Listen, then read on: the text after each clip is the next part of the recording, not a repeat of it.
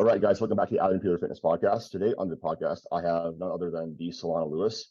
Any of you guys who have been watching or listening to any of the, Two White Lights podcasts, you probably know who Solana is. But Solana is currently a full-time powerlifting coach. She also has a pretty awarded, decorated powerlifting history. Correct me if I'm wrong, but you were at IPF Worlds once when you were a junior, correct? Yeah, 2018 Junior World Champion, sir.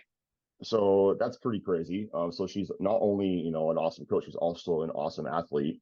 And I think that, I like getting on to coaches in particular with my podcast. I think that we all think differently, especially because with most of the research in this area, there's not much on powerlifting and everything's just on beginners. And so really it comes down to the experience of actual practitioners in the field. And so I think that this sort of long form content is actually the most valuable sort of informative stuff that you can actually have people that actually do this full time. So so long as there anything that you wanted to let people know about you before we get going. To know about me, let's see. I got my bachelor's in exercise science, so I pretty much knew starting. Well, I don't know. I pretty much figured out when I was 17, 18, I want to do something in fitness because I loved fitness overall. So it was pretty easy to go exercise science route. Now I'm a full-time online coach. I started out personal training, then went to coaching. So I love it with my whole heart. Been online coaching. Part-time started in 2018, full-time 2020. And yeah, now I have a full roster of athletes and I'm obsessed with powerlifting. And I just got to see the sport go from barely any woman and not that popular to wow, it's exploding and the women's side so good, growing so much. And to watch not even that, but how much information there is to learn about how to coach people, that's wild to me because there was not that much. I was reading books. I was reading Juggernaut books, Chad Wesley Smith's book. I was that's all there was. Yep. And I was watching Johnny Candido, and that was the extent of what I could figure out to learn back in I the mean, that day. was So so much so much good content out there. Yeah, no, it's actually funny. I actually have a similar history to you. I started off doing kind of part-time online coaching when I was in school getting my degree in exercise science, and then I was I was halfway through my master's degree in athletic training, and then COVID happened, and then I was like, well, I have my bachelor's degree in exercise science, uh, and I guess I don't like any of the jobs that I could do with exercise science. So I was like, I was just going to go full on with this and then start powerlifting coaching. But I actually wanted to go. That's such a really great segue talking about females in the sport because I know that that's your mission statement. And, if you go on your bio or whatnot, your niche with coaching is women. And so I kind of wanted to ask you well, what do you think that I guess starting off with you is it's pretty counterculture still. I would argue though it is getting more normalized. It's pretty counterculture for women to let's get jacked, let's get strong, and let's take up space, as opposed to in the past it really wasn't like that. So why did you decide to have this be your mission statement? ooh, good question. It's really about my own journey with fitness that made that my mission statement. Cause it's funny, people think I'm so extroverted. I'm a huge introvert, but you can't tell. I just hide it really well. So, I've always been introverted. I had a very hard time making friends my entire life, high school, college, barely could make friends. Didn't have much of a social life. And I was super insecure about everything. And then I found lifting. And I didn't find lifting until college. I did not lift. I did sports, but I never lifted a weight, couldn't do a push-up, nothing, even in going into college. But me and my one good friend that I had in college, her name was Sarah, we were we're gonna get jacked. We were both scrawny. We're gonna get jacked. We're gonna figure out how to do it because we were looking at random people who I used to look at, Katie Hearn Fit. That was a huge inspiration for Yeah. me when I first started. I was like, she looks cool and she's not scrawny. And so I started lifting and it just empowered me in multiple facets of my life. I got more confident, obviously in the gym, but then it helped me be more confident in general. So I was like, oh, I like this. And then when I got really into it, I turned out to be pretty good at it. Obviously, went to Worlds at pretty high level. So, and then I love fitness. I was like, okay, when I decided to start powerlifting coaching, I was just really passionate about helping women get into it. And don't get me wrong, like I will still train men, even though I'm not gonna lie to you, my whole roster is female. My Mhm. entire roster is female, except I have a couple of nutrition male clients. That is it. But like, I'm just so obsessed with like the idea of women really learning how to lift well with excellent technique and getting strong with the numbers on the barbell and not caring so much about exactly just what they look like and what society thinks and all that shit, but just like them actually getting strong. So that just turned into my mission statement. And also, like, before I put it in my bio, I was getting like all female applicants. I think just the way that I made my social media really spoke to women. And so I just kind of went with it because like those were people who were coming to me and ready to pay me. So I was like, this is working No, out really well. I love what you said about like like focusing on getting strong because like the reality is that like especially like right now in the current powerlifting landscape, like we're not in the multiply days of like the early 2010s, the 2000 era where like powerlifters are like fat. Now you're throughout powerlifting, like you actually have to be pretty jacked and actually be rather lean to Yeah. be really competitive and focusing on things that are going to make you strong. Like you're going to look pretty damn good, like as a side effect of getting stronger. And I love that like for me, like I came from being very anorexic, hospitalized and whatever. And I found powerlifting and I focused on doing things that made me feel strong and like it made me feel like good about myself. And I gained a lot of confidence through that. And I think that, I think at least I don't look at most like I know there's Kelly Mann, I know there's Sam Calhoun, there are several like female powerlifting coaches now, but it still is mostly a male dominated space. And so I think that one of the reasons why you've had a lot of success is because you are out there, you're, probably like a little bit scary too, like saying, like I'm going to do powerlifting coaching and for like women and like help and, get them a semblance of like what it gave to me. Because I think a lot of times with entrepreneurs, like, our mess kind of becomes our message. 100%. Like when you've gone through just hard stuff or just like you've gone through a journey that has transformed your life and then you realize, wait a minute, I could literally help other people with that journey, and you had that personal experience with it, but then you complement that with I'm ready to study my butt off to actually learn how to really do it in the best way possible, help people in a way that's like science based and like really looking into programming. It's a beautiful thing. We were saying before the podcast started, like we both can't believe like this is our life. Like we get to Yeah. coach full time online powerlifting coaching. Like I remember like, like, and I love my parents with my whole heart. But when I was like, yeah, I got my degree, I want to be a personal trainer at first, they were like, oh God, they're all poor. And then when I went to like working for myself as an independent contractor and doing part-time online coaching, they were like, when are you gonna get your master's and go do something else? Right. And then all of a sudden, fast forward, they're like, oh, did she move out on her own and she's just a full-time online coach? Like, I'm still in shock. Like, this is what I do for a living full time, and I'm obsessed with it. I'm obsessed with it. I really am.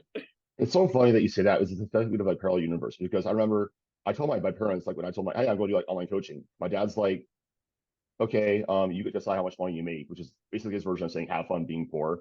Yes. And then like like in like just in COVID, like too, especially like who's going to hire you for online coaching? But like I just worked really hard at it and got to the point where it's like now I have like a full time roster, and I think that yeah, it definitely is. It's something that like you can do. It's something that you can do well. It definitely takes a lot of effort and a lot of work with like creating that business, with like knowing how to market. It's like being an online coach and being a business owner, like you can't just know about programming. Like that's really important, and you need to know like how to program. But like it's marketing. It's also like Bryce Lewis. So I work with the strength athlete Eric Bachar is my coach, but I really look up to Bryce and an Elite FTS Table Talk podcast.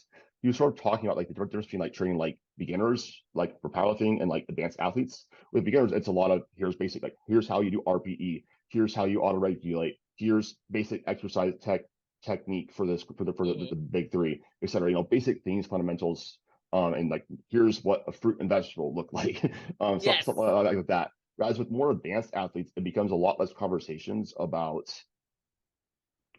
technique and programming. Is you at the point if you've gotten advanced or a little more intermediate, you kind of probably have a decent idea of what works for you. It becomes a lot more like sports psychology and like mindset and like understand like how to become a better like athlete from that perspective. Is I do think that is but like that is well, that's how it is for me right now. It's a lot less like, especially because like I do coaching like right now full time, and I still choose how to have a coach. I know that you do too, like Brad Couillard, if I'm not mistaken. Mm-hmm. But like it's really important to have that coach there because like especially once you get close to a meet, it's just like, oh my gosh, it's like yeah, like one bad session, and you're like everything's bad. Or like even though like we know this stuff, it's like it's really helpful to have that person there to help say like, no, the wheels aren't falling off, or like, no, like we should keep running out this block, like you shouldn't change your program just because you had some thought at 2 a.m. that you should change your program. So I guess like going off with that tangent, like have you found that that's sort of like when you are coaching your beginners versus like your more intermediate or more advanced athletes, like how do you think that the process like develops over time, especially like as you like work with your clients, as you get to know like I think personality type is like a huge part too of like that person, like knowing how to just talk to them in general, how to get them best results, and also like how to program for them. I do think actually like the sports psychology, like their own psychological makeup has a lot to do with how their training response is. Like some people come from an athletic background, they did a lot of work, and for them, maybe it's just like they do need a lot of volume, or they do need to like kill them themselves in some way productively. Whereas other people, it's just like they're more okay with like I want to go really heavy and really hard, but then they just can't do like much volume. Does that make sense? It makes sense. When it comes to, so yeah, I definitely have a good array, especially right now, of athletes from beginner to more so intermediate. I have had a couple that were more advanced, but I definitely tend to get more beginner. And then lately, I've been getting more like the client who's like, yeah, I've been training and competing for like 5 or 6 years already. And mostly they're like masters and like, I'm ready to like really continue to get myself pushed to be stronger. So I would say when it comes to my beginners, you are correct, right? It's 100% like they need to, number one, just get stronger overall. So it's definitely less complicated. I'm not quite as the programming is not necessarily quite as quote unquote hard, right? Like I Yeah. have to make sure you're getting overall stronger. We're gonna really push accessories because you're probably coming to me and you're just like overall need a better base, and then we're honing technique super super super hard. And so that's going to be like the first steps, right? And then yes, you get that the newer people like they typically get a good amount of newbie gains, get momentum. So I definitely find that what you have to do is learn how to keep coaching them when a newbie game halts. You know what I mean? Like when they stop, because that will happen, and they will have this mindset of, wait, something's wrong with the program. I didn't get 20 pounds stronger in 2 months like I did last time. And oh no. And it's like, then you have to be able to really be objective because it's hard as an athlete to be objective. That's why I have a coach myself, but I'm a coach full time, right? Like that's all you have to be. It's hard to be objective. So you have to be able to really just help them psychologically be like, hey, this is okay. Stalls or slowdowns do happen, but overall, your trends are still going up. Like we're still getting stronger. Do you see how you still are making improvement here, here, and here? Do you see how you're still progressing? Not just in like your one rep max, like we're hitting repetition PRs. Like it's not all we can't max out all the time. Yes, you used to max out more often, quote unquote, because you did a lot of heavy singles, but those heavy singles just happen to be you getting PRs because like you were so weak. And so you know what I mean? Yep. Like it's Yep. very different. And I definitely find now that I'm getting more of the intermediate lifters, which has been so much fun for me. It's less of that. It's more so, okay, I get to study what you were doing before, look at any positive trends you may have had. And then it's more of the, I had to show you what we're doing to get you stronger. I had to show you like how I've analyzed what we're doing. And then here's what the plan is. Like it's definitely more like, here's the program, here's what the plan is, here's the goal for this block, and we're expecting to see trends in the bench press and the squat and da here. And then like if we don't, we're going to adjust. So I'm definitely getting more clients now where I have to be more like showing them exactly what's going on in the program. Whereas my beginners, like if I were to really break down for them everything we're doing, they'd be like, thank you. Like I just want to go to the gym and like train and get strong. Like you don't have to be so like into telling me every single thing we're doing here. So Yeah, it's a that cool makes vibe. that Good. makes a lot of sense because like I do agree because like with beginners, it's just like the band of what works for them is just like so wide. Whereas the more you get more and more advanced, it becomes like more and more narrow. That's why you see lots of these athletes that are more at the top, like their training looks very much the similar, like year round, because like there's very small things that actually work. And then Mm-hmm. like with beginners, it's like, yeah, like they don't need to know like all the details. It's not essential. It's going to actually make them overthink everything.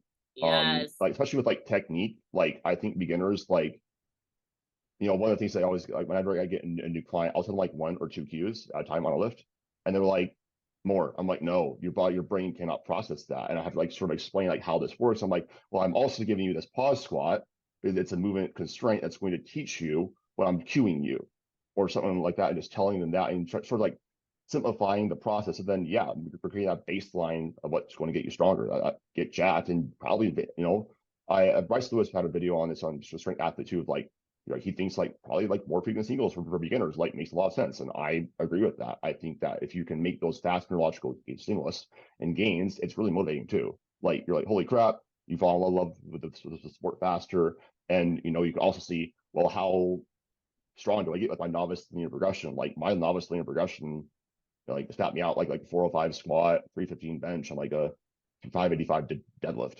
in like a year and a half. And it's kind of just like this consistent trying to upward, and then ironic. And then yeah, it's like it's slowed down. It's like it's taking me like another like 5 years to go from 585 to like 711, like stuff like that. And then with intermediates, definitely is like more so they do need, it does become more like thinking and like becoming a cerebral lifter and understanding, Mm-hmm. yeah, I'm not going to be able to tell all the time like how like am I getting stronger, and also understand like how your fatigue patterns are like in blocks, like because for example, just like with myself, I do 4 week waves, and I know that on weeks 1 and 2 I'm going to have a lower like max than like Yeah. I probably should, and I know in weeks 3 and 4 it's going to get way up. I know how to expect that. And with intermediates, it's sort of just like making those small changes over time that is just going to improve their training response, and also just helping them like through those plateaus. Because I was taught like my bench on an entire year, Solana. And then it's all of a sudden 30 pounds. Like it's kind of So weird. it's funny you say that. So I have 2 points. So point one, yes, when it comes to those intermediate and like the more advanced lifters, it turns less into like, because I'm definitely cheering on the beginners more so. I'm cheering you on and just like motivating you and be like, yeah, you're doing great. But it's not that, it's just not quite as much because they're like already doing great and PRing more because they're so new. Then when it comes to intermediate, it's more so, okay, I don't really need to cheer you on. I need to simply make sure that the trends are going in the right direction and just show you that what we're doing makes sense so that you're not so in your head and you don't explode after 4 or 5 weeks and say, this isn't working. Like, no, it's working, but like you just didn't hit a PR again. It's okay. Like you're still, it's working. And then, oh, hold on. What's my point? I had it. Oh, okay. You mentioned that you had a plateau bench for a year. So I feel like more people are starting to learn about me or just like see me on social media as of more recently. And my lifts are trending extremely well this year. People don't realize that like I had a deadlift plateau that was like 2.5 years long. Like I PR'd at Worlds and then didn't PR again until last year. I went to Worlds in 2018. Last year was 2022. Yeah, 4 years. I lied. 4 years long. Wow. No PRs, not one. So like things happen, and the crazy thing is, like I bounced around from coaches for a while, and I started Brad in 2020, and it just takes time to really learn what your athlete needs to get better. Like my squat trended up the entire time. My bench slowly, very slowly, was Mm-hmm. trending up, but it was still trending up. And it just took a lot of time to figure out exactly what deadlift needed. And now we have it on lock as of last year. That just took months of like, we're gonna try this out for a few months. Nope, we're gonna try this out. Oh, nope, we're gonna try this. Like we just make small tweaks, and sometimes it just takes a lot of time. I think people don't realize how powerlifting is a slow waiting game for the most part. Like sometimes you explode, and like when you find what works, you might explode, and that's amazing. I feel like that's what's happening to me right now. I feel like I'm like going into a new era of my powerlifting as an athlete, but like it can take a lot of time to get there, and it takes a lot of time with your coach, and you have to trust that coach to really be able to guide you, so long as you know what you're doing, to be able to guide Yeah. you to that success. But it takes time to figure out the patterns for certain people because you work with so many different people. Not everyone is like in that general bubble. It's not always like, okay, lightweight girl needs 5 days of bench and heavyweight man needs 2 days of bench. You know what I mean? Like Yeah. it takes time. Yeah, and I think I like what you said too about like with the intermediate, it's more about like in the past conversation about like it's more about refining the training approach because like for example, as a beginner, it's like yeah, I'll probably start at the average because they're probably gonna have an average response, and you will learn over time. And then about the intermediates, it's about like more so like identifying well, what's their outlying like response? How do I need to change their progress like in like really small tweaks? Because like I mean, for example, with my deadlift, I switched to conventional and the sumo just wasn't feeling very good for me. And I just felt like the entire year was kind of just like, I feel like I'm just fighting in my body. And I switched to conventional and I basically like added literally 40 pounds to my conventional in 8 weeks. And Oh my then God, I beautiful. changed around like my training split also because of that with like my squat and my deadlift because of conventional. And then I'm also changing around some things with my squat programming recently because I'm like, well, I feel really like detrain at higher intensities and it's fun. I think it's actually fun like doing the changes. I think that's why it's important as well with coaches and their clients to be collaborative and make sure their clients, especially intermediates, to feel like they are a part of the process. They probably have some more Hmm. say and they probably also value their training a little bit more than that beginner does because the beginner is just like I come in, I just make gains, and then they'll ask more questions as they get to be a little bit more intermediate because they're not making as fast of progress. They want to understand why am I not making as fast of progress, and also understanding well, not everybody has the same like linear training response. Some people have like like Mike Fisher talks about the type A, which is that's what we all like to see, and like the 5 pounds every single block. Or there's one where you might really get worse before you get better. That was my Yep. bench. And then My with deadlift. like yeah, and then on the type she's like nothing, nothing, nothing, nothing, kaboom. Yep. Oh my God, that's so how it can be, and it's crazy. Like, and the waiting game can suck because you're like, I'm spending so much time doing this movement. Why am I not progressing? But once you find it works, man. Like for me in particular, I'll tell you, like me and Brad, what got my deadlift to finally explode? Two things. You found out by accident. So Mega Nationals, I like tweaked my back, feeling my third squat, and my back felt like dog crap. So we get to the deadlift, and I'm like, my back still hurts. And so we pulled back my opener by like 15 kilos. And I was like, don't do, I was pissed. I was so angry. But Brad was like, I just want to make sure you're on the board. Like, we have to. We pulled back 15 kilos, and then we took 15-kilo jumps.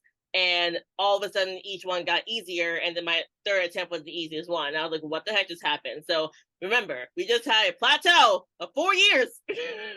And then wait, that was easy. I mashed my PR, I did not beat it, but it felt like RPE 7.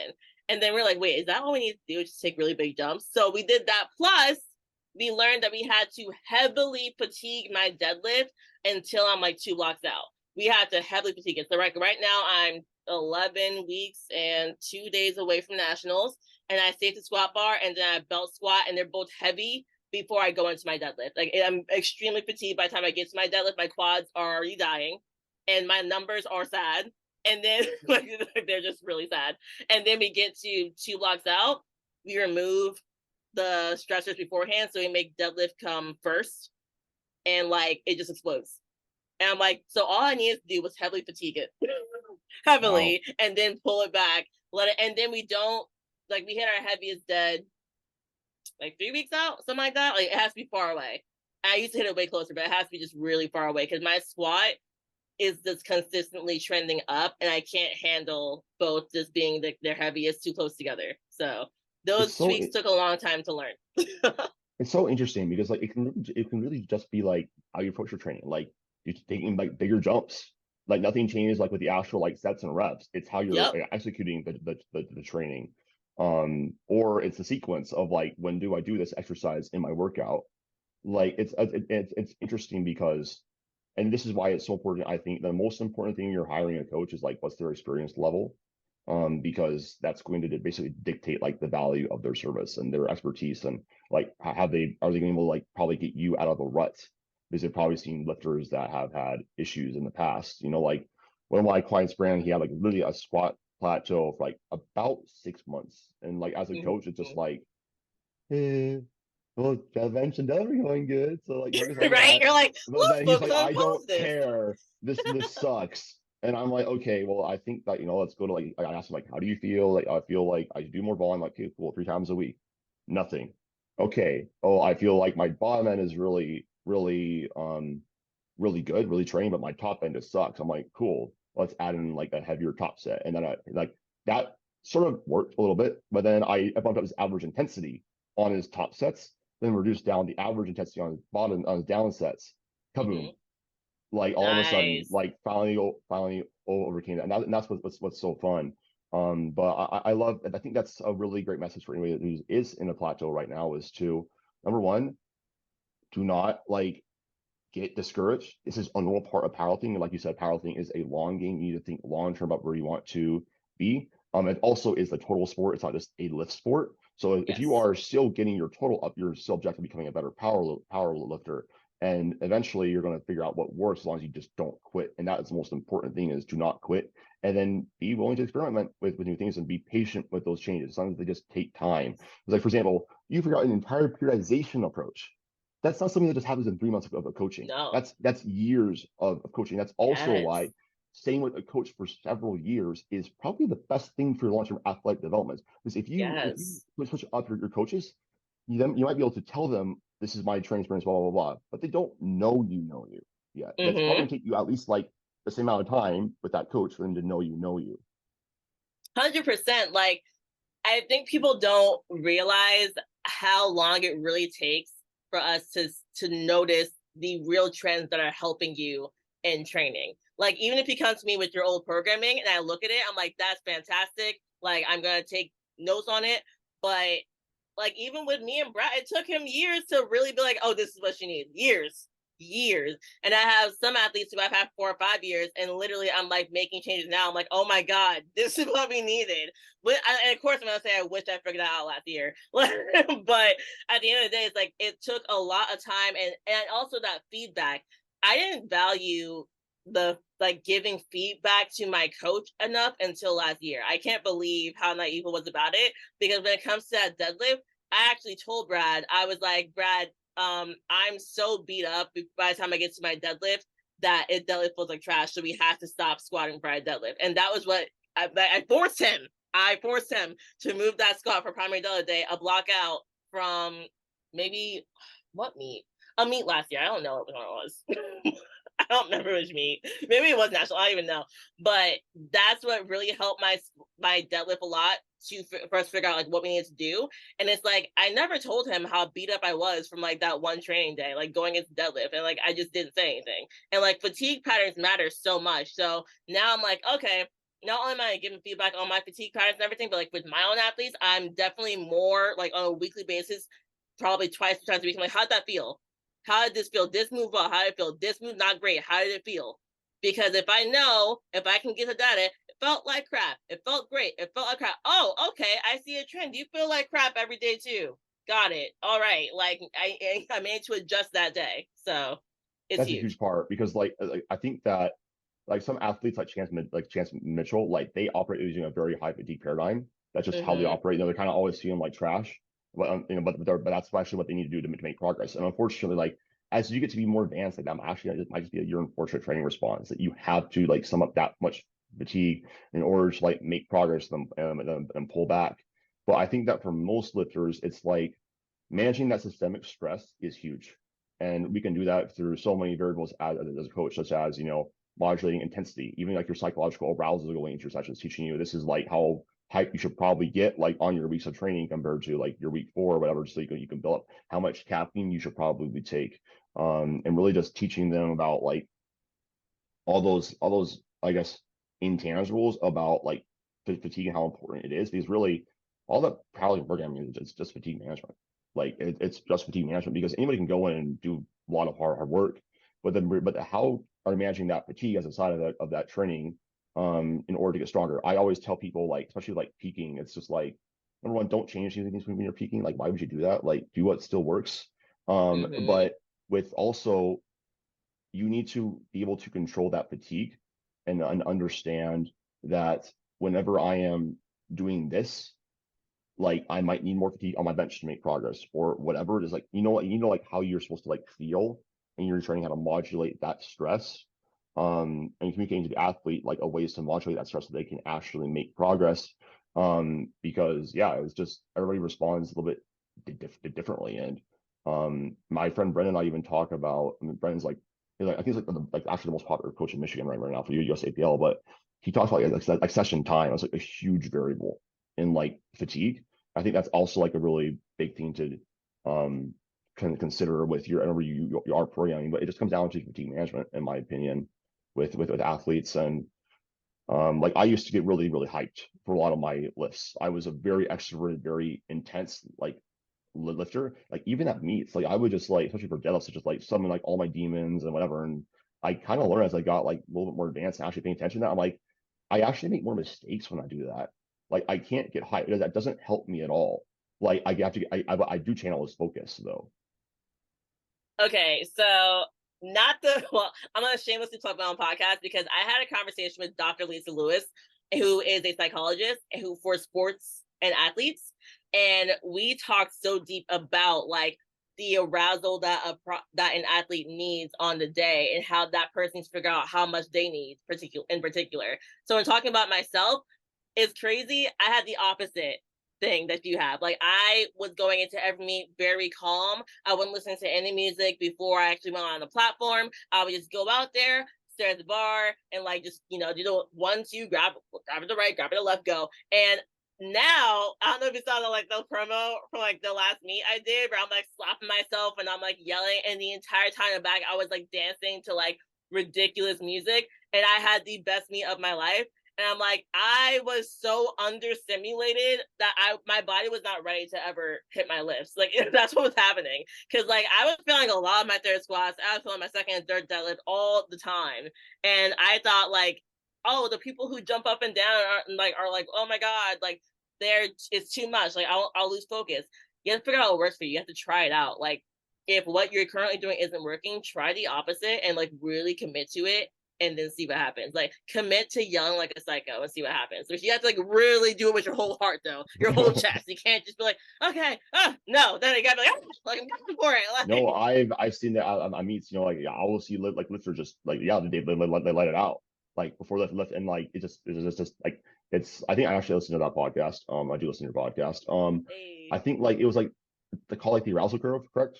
Like the yes. arousal curve of like the athlete, and that's like yeah, like I definitely do get like more aroused like when I'm just like when it is like a heavier like lift, especially on deadlifts. I'm good at deadlift, like I don't really need to think about it.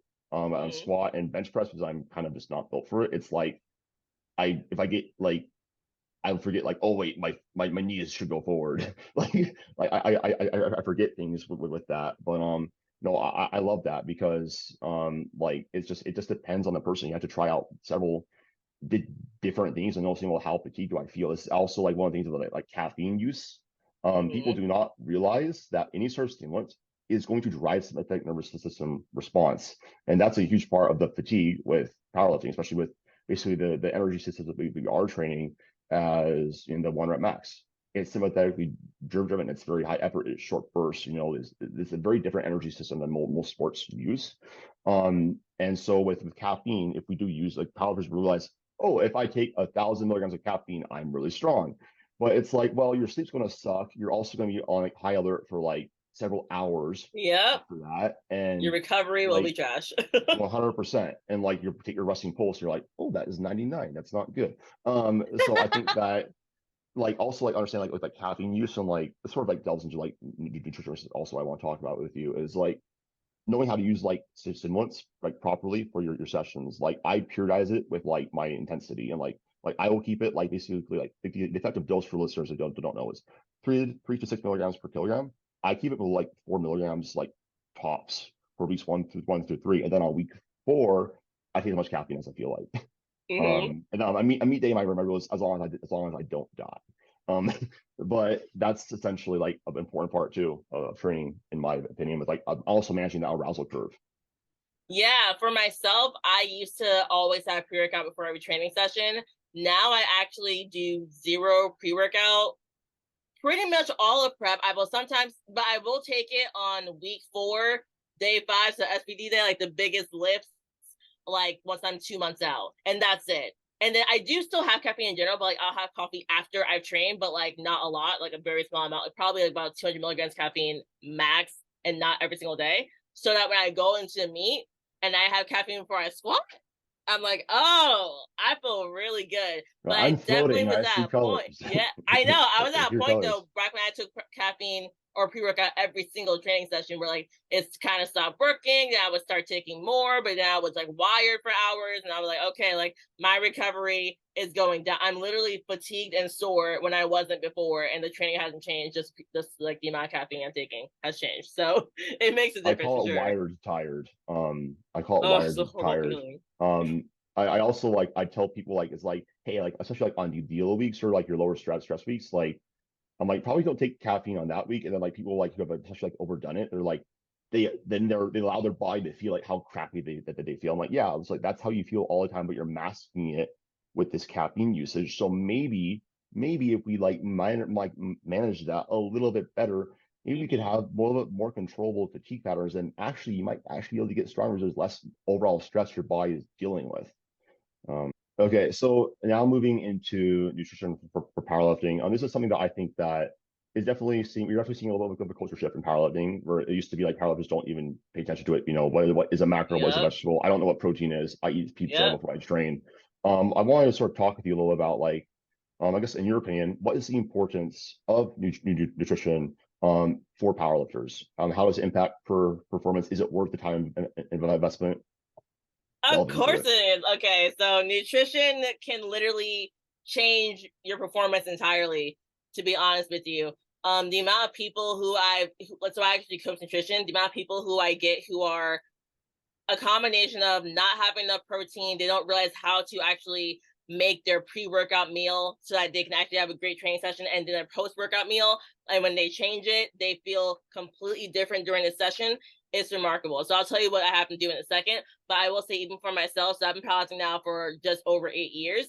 And there was a point where my nutrition was absolute garbage. And I would be hungry halfway through every training session and wired off a ridiculous amount of caffeine, and I was living off of like Chipotle and Taco Bell, and it was ridiculous. And when I got my life together and changed my nutrition, I became a whole different athlete. And that was in 2020, honestly. Like I don't know how I went to Worlds and did well, but that was in 2020 when I changed my nutrition. So when it comes to like pre-workout meals, you have to really utilize those quicker digesting carbs like really close to going into your training session, because they're going to give you a lot of energy. You also want to utilize protein so you can be satiated throughout the training session. And it really hit me how much fats can get in the way of a training session when I was like eating like greasy bacon and like I don't even know what else I was having in the morning, but probably like 40 grams of fat. And then I would train and I would always feel like I was like choking down the breakfast later on throughout the workout. So you have to keep the fats low, keep the quick digesting carbohydrates high, and then like a moderate amount of protein. You're gonna feel so good. But you have to have that meal like 30 minutes, like an hour out. So if you're training like let's say noon, so then you're gonna have breakfast beforehand. You want that breakfast to actually be slower digesting carbs. You don't want those quick digesting carbs right before. Like, oh, not right before. You don't want quick digesting carbs like so early in the morning, because then you're gonna be getting hungry a lot throughout the day, and it's just not gonna have you satiated. So I would say, let's say you're training noon or later. The meals before that, slower digesting carbs, moderate amounts of protein. Still don't go crazy with fast, but if you're training late at night, you can go crazier with fast early in the morning.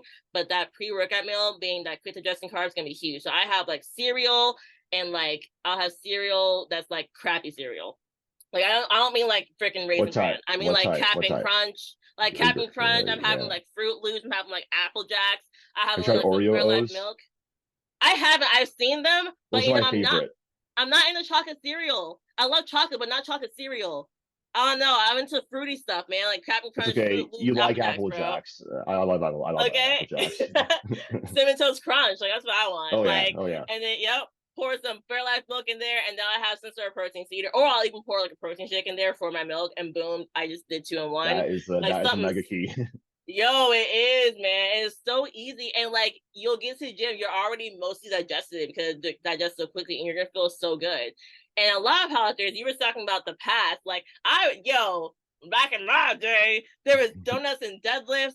There was whiskey and deadlifts. Like that, donuts and deadlifts was a thing. Like there was not no such thing as a powerlifting meet where people weren't eating donuts before they started squatting, Bro, which true is life. At my wild. powerlifting meet, I was like, I saw an entire box of like donuts and like Yep. cookies, and like these guys are eating it, and I'm just sitting here with like my Rice Krispie treats. Like, Wild. y'all have fun with that.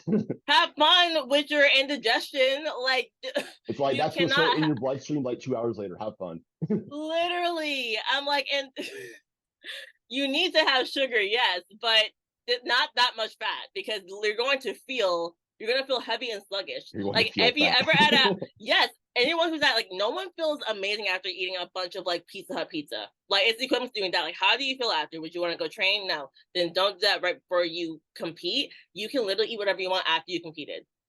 You can eat whatever you want. That's why I actually I'll put myself again. I have a meat day food sheet on my on my website, and it's a free download. And I put like a list of like, here's fast digesting carbs. If you don't know what that means, here's easy digesting proteins for most people. Here are very limited like list of like carbs with some fats, but it's a very small amount for people who are obsessed with having some fats. I'm like, fine, I have a teeny bit, but not really a lot.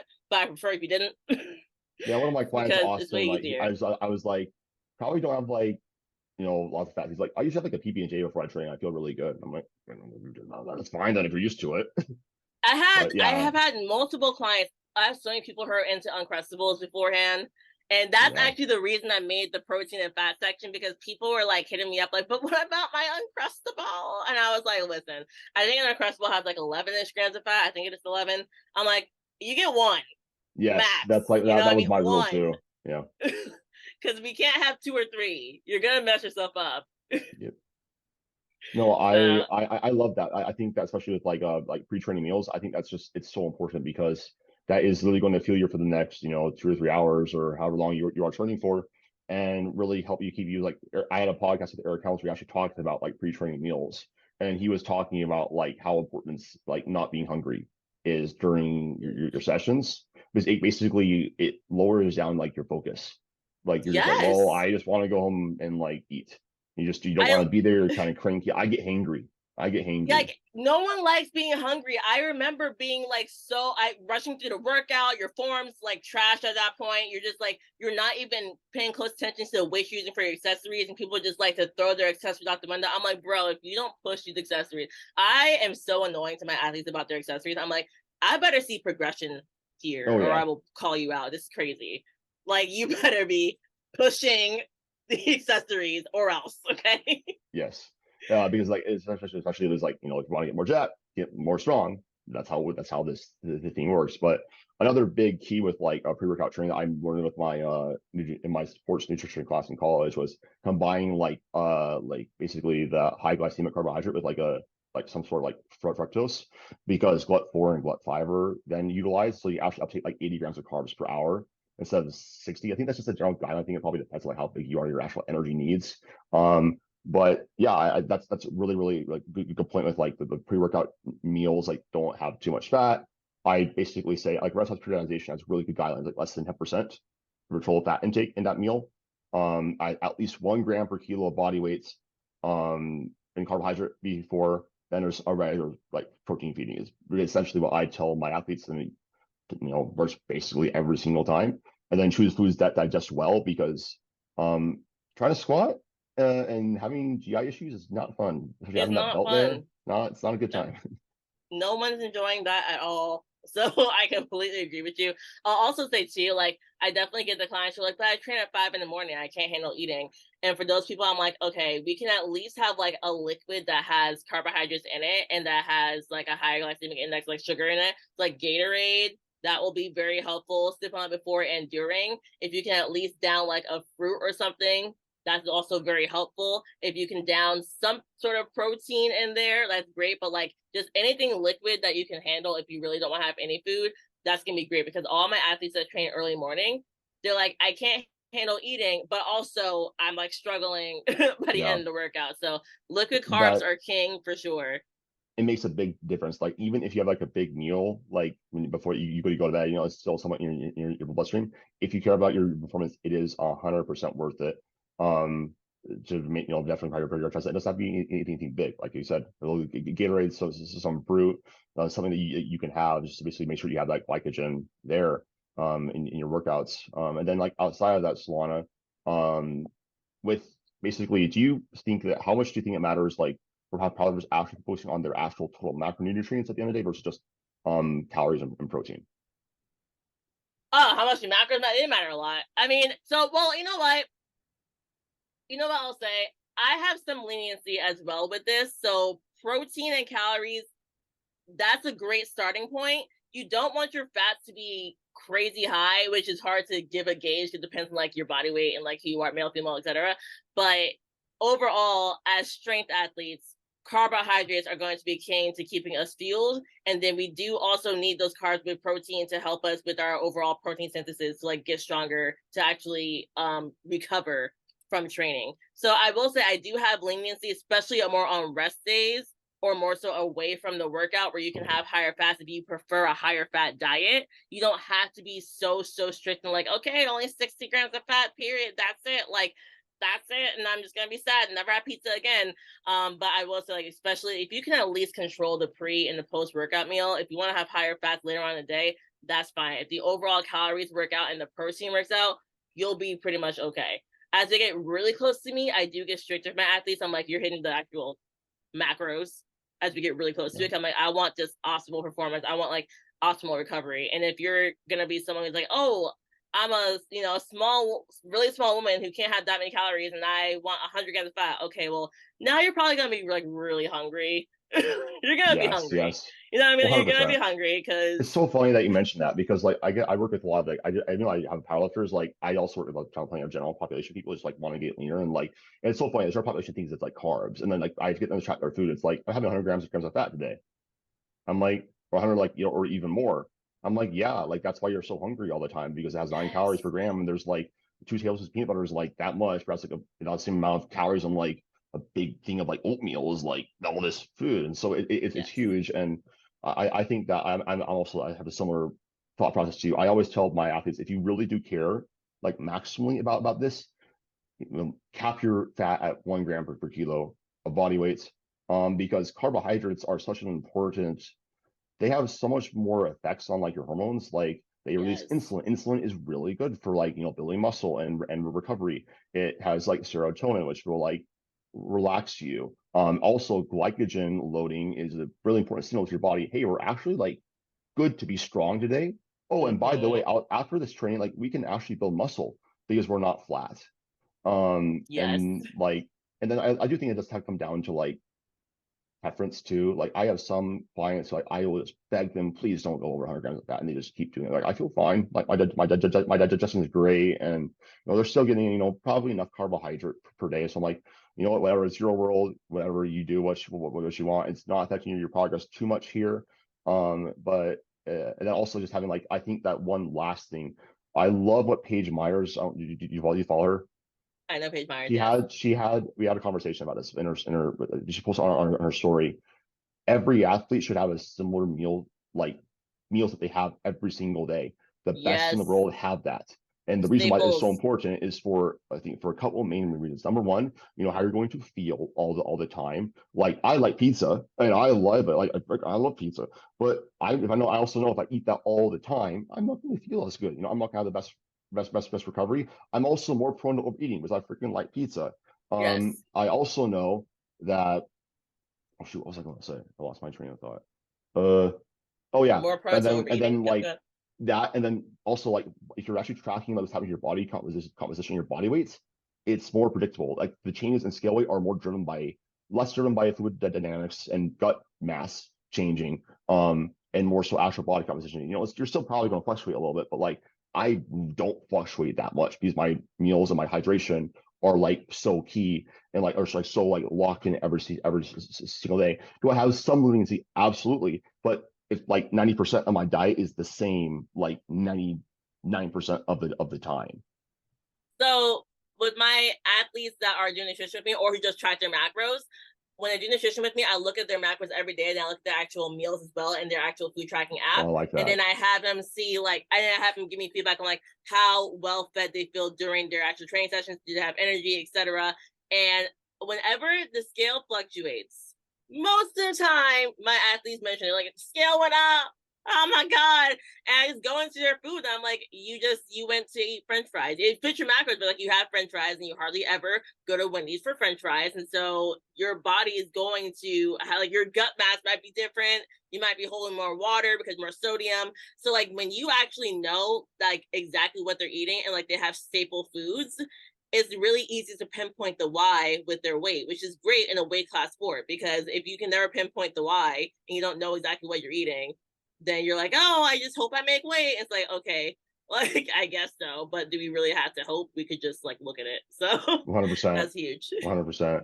Especially like, like whenever like I gut cut, I'm like, if I just cut carbs like the week of my meet, like I know I'm going to lose like 4 or 5 pounds just immediately just from that as I eat so much. Uh, and that's just what, I do think like one thing is like with that too is just digestion is like one of the things for like most people is I think Mike Israel was talking about this, or I think I had a podcast with Gabrielle Fundaro like a Mhm. couple of years ago, but we were talking about like your gut, like he's like, we know that vegetables are good for like your gut health, and we know that, like having a diverse diet and whatever, but like also your body really likes consistency. It really likes consistency with like food choices. It's like I always tell people like, so you follow a program for a reason. It's very similar every single week for a reason. Mhm. Your nutrition should probably be that way too, so that you can know what Yes. to expect. You can also pinpoint, is it my sleep that's affecting this? Was I underfueled?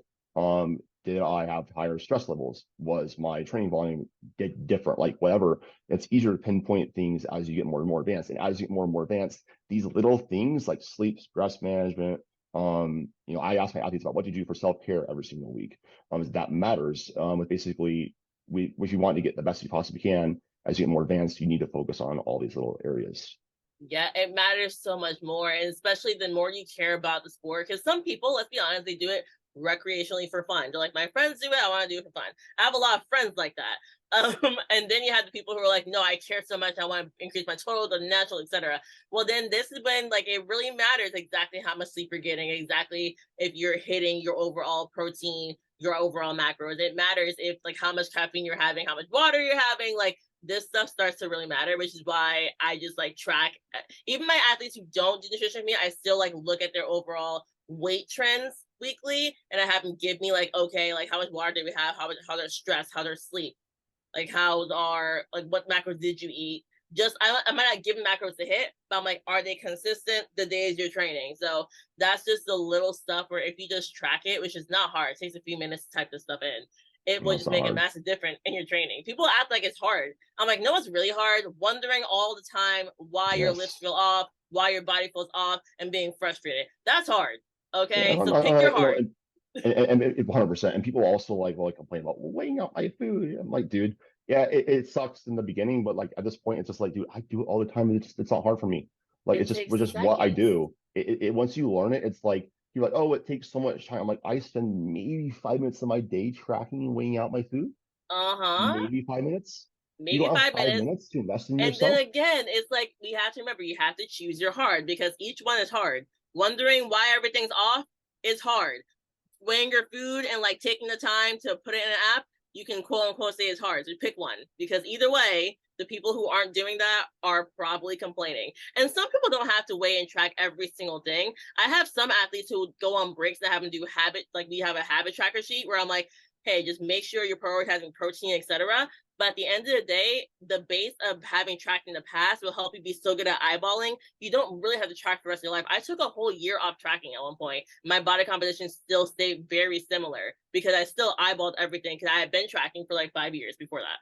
You create So those you can habits take by breaks. tracking. And Yes. then therefore it's like, people, it's funny, like I went to 4th of July and there was like cookies there and like I had some there and like people were like, you have cookies? I'm like, yeah, because Yes. like I know how this works. Like, it's Yes. and I think that's just so important, like having the education around it and being able to navigate social settings and whatnot, not freak about ruining your progress. There's lots of really good stuff like that. And I like what you said. I really think this is a great note to end the podcast on. If you want to get the most out of this, one of the things I always say on my platform is it's going to require your time and your money. You can buy back your time though. You can always make more money. So invest in yourself. with whatever is going to be necessary to reach your goals, and pick your heart, because struggling on your own, not knowing what to do, is really freaking hard. It could be a lot easier. Results are going to be a lot faster if you have a coach, and you focus on really like all the things we talked about in this podcast. And like, this is really just like a sliver of like what Solana and I probably think about like in the bed tonight. Like, you're like, oh, Literally. and like, there's a lot to this, and this is like, it's something that I think that powerlifting, if you want to get the most out of it, really just any area in your life, go all in, man. Like, don't live your life thinking what if. I think that's like the worst thing I hear from people is like what if, what if I did this? And so many people live their lives like that. Take that jump, take that leap, be comfortable being uncomfortable. That's where progress is made. And the more often that you do that, the more often you will see progress. Be comfortable being uncomfortable. Those are some beautiful words. I love it. So Solana, thank you so much. This is probably like the easiest talking conversation podcast I've ever had, in all honesty, which is amazing. So looking jacked too. Look at that. The viewers on YouTube will see that. So she's actually has probably bigger arms than me. I don't have very big arms. But if they want to follow you, where can they follow you or hire you for coaching? Yeah, I'm on Instagram. I'm Solana_lift. You can use the link in my bio on Instagram to go to my website to apply for coaching. My website's called Strength Solutions Inc. That's the name of my business. My podcast is the Power and Lifting Podcast on Apple and Spotify. My TikTok is Solana_lift as well. Love it. Well, I'll include all those details in the show notes. So make sure you guys follow up Solana, and she's obviously a very qualified coach. So you guys can't go wrong hiring her too. So thank you guys for listening. I'll talk to you guys in the next episode. Peace.